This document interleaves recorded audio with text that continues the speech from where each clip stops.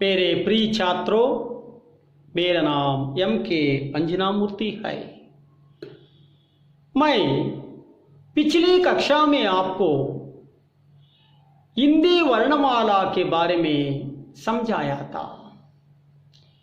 हिंदी वर्णमाला किसे कहते हैं?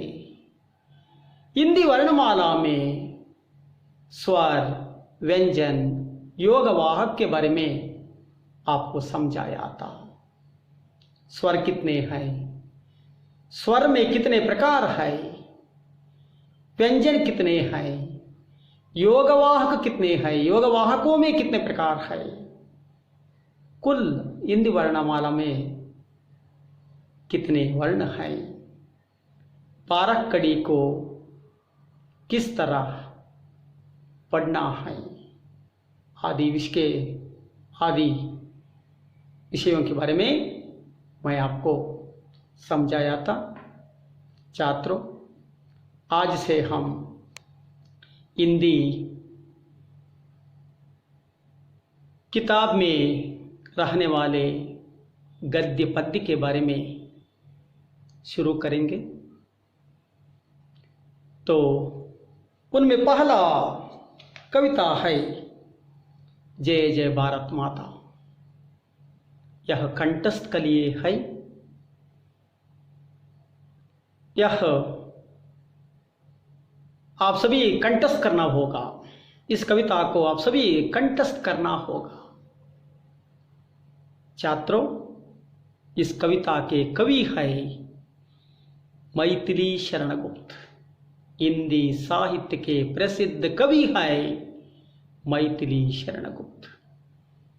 प्रिय छात्रों, हम कविता को जानने से पहले हम कवि परिचय के बारे में जान करेंगे।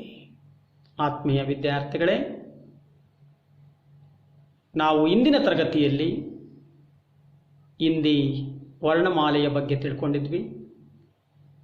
ವರ್ಣಮಾಲೆ ಎಂದರೇನು, ವರ್ಣಮಾಲೆಯಲ್ಲಿ ಸ್ವರಗಳು, ವ್ಯಂಜನಗಳು, ಯೋಗವಾಹಕಗಳ ಬಗ್ಗೆ ತಿಳ್ಕೊಂಡಿದ್ವಿ.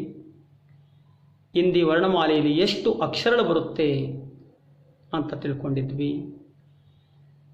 ಹಿಂದಿ ಕಾಗುಣಿತವನ್ನು ಓದುವಂತಹ ಬಗೆ, ಹೇಳುವಂತಹ ಬಗೆ ಹೇಗೆ ಅನ್ನೋದನ್ನು ತಿಳ್ಕೊಂಡಿದ್ವಿ.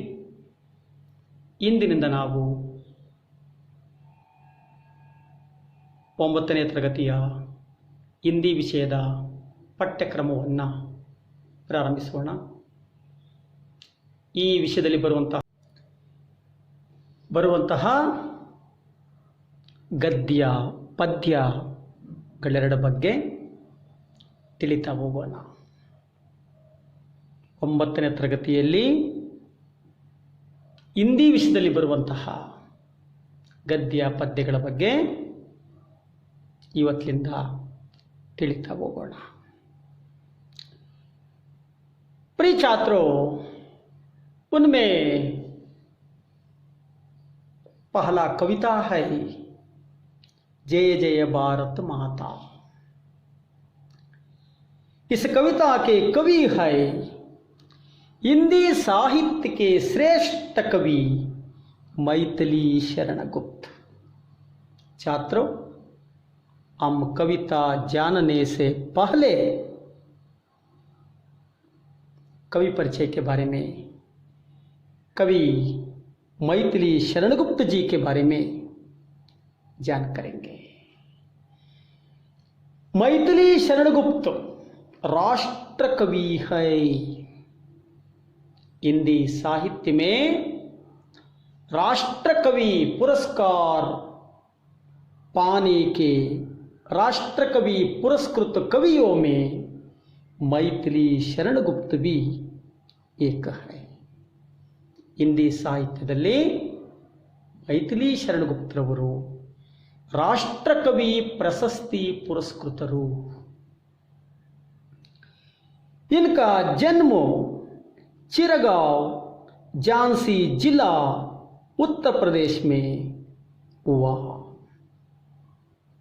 कवि मैथिली शरण गुप्त जी का जन्म 1886 ईस्वी में उत्तर प्रदेश के झांसी जिले के चिरगांव नामक गांव में हुआ था। कवि मैथिली शरण गुप्त जी का जन्म 1886 ईस्वी में उत्तर प्रदेश राज्य के झांसी जिला के चिरगांव नामक गांव में हुआ था। इंತಹ ಹಿಂದಿ ಸಾಹಿತ್ಯದ ಶ್ರೇಷ್ಠ ಕವಿ, ರಾಷ್ಟ್ರಕವಿ ಪ್ರಶಸ್ತಿ ಪುರಸ್ಕೃತರಾದಂತಹ ಮೈಥಿಲಿ ಶರಣಗುಪ್ತರ ಒಂದು ಜನ್ಮ 1886 ಇಸ್ವಿಯಲ್ಲಿ ಉತ್ತರ ಪ್ರದೇಶದ ಝಾನ್ಸಿ ಜಿಲ್ಲೆಯ ಚಿರಗಾಂವ್ ಎಂಬ ಹಳ್ಳಿಯಲ್ಲಿ ಆಯಿತು। इनके पिता श्री सेठ रामचरण भी ब्रजभाषा के कवि थे। कवि मैथिली शरणगुप्त जी के पिताजी सेठ रामचरण भी हिंदी साहित्य के ब्रजभाषा के कवि थे। ಇವರ ತಂದೆ ಸೇಠ ರಾಮಚರಣ್ ರವರು, ಕವಿ ಮೈಥಿಲಿ ಶರಣಗುಪ್ತರವರ ತಂದೆ ಸೇಠ ರಾಮಚರಣ್ ರವರು ಸಹ ಹಿಂದಿ ಸಾಹಿತ್ಯದ ಬ್ರಜಭಾಷೆಯ ಕವಿಯಾಗಿದ್ದರು। ಅಂದರೆ ಇವರ ತಂದೆಯವರು ಸಹ ಒಬ್ಬ ದೊಡ್ಡ ಸಾಹಿತ್ಯಕಾರರಾಗಿದ್ದರು। आचार्य महावीर प्रसाद द्विवेदी जी आपके साहित्यिक गुरु थे और कवि मैथिली शरणगुप्त जी के पिताजी सेठ रामचरण ब्रजभाषा के कवि थे और इनके गुरु कवि मैथिली शरणगुप्त जी के गुरु साहित्यिक गुरु कौन थे? महावीर प्रसाद भी एक साहित्यकार थे। महावीर प्रसाद भी एक साहित्यकार थे। आपने प्रबंध काव्यों तथा खंड काव्यों की रचना की। इसने मैथिली शरणगुप्त जी के साहित्यिक गुरु आचार्य महावीर प्रसाद भी प्रबंध काव्यों तथा खंड काव्यों की रचना किया। मैथिली ಶರಣಗುಪ್ತರವರ ಗುರುಗಳಾದಂತಹ ಆಚಾರ್ಯ ಮಹಾವೀರ ಪ್ರಸಾದ್ ದ್ವಿವೇದಿಜಿ ಅವರು ಸಹ ಹಿಂದಿ ಸಾಹಿತ್ಯದಲ್ಲಿ ಪ್ರಬಂಧ ಕಾವ್ಯಗಳನ್ನು, ಖಂಡ ಕಾವ್ಯಗಳನ್ನು रचिसिದ್ದಾರೆ। कड़ी बोली के विकास में गुप्त जी का योगदान अनन्यतम है। हिंदी साहित्य के कड़ी बोली साहित्य के विकास में मैथिली शरणगुप्त जी का योगदान अनन्यतम है। हिंदी ಸಾಹಿತ್ಯದಲ್ಲಿ ಕಡಿಬೋಲಿ ಎಂಬ ಸಾಹಿತ್ಯದ ವಿಕಾಸದಲ್ಲಿ ಮೈಥಿಲಿ ಶರಣಗುಪ್ತರವರ ಕೊಡುಗೆ ಅಮೂಲ್ಯವಾದುದು ಆಗಿದೆ।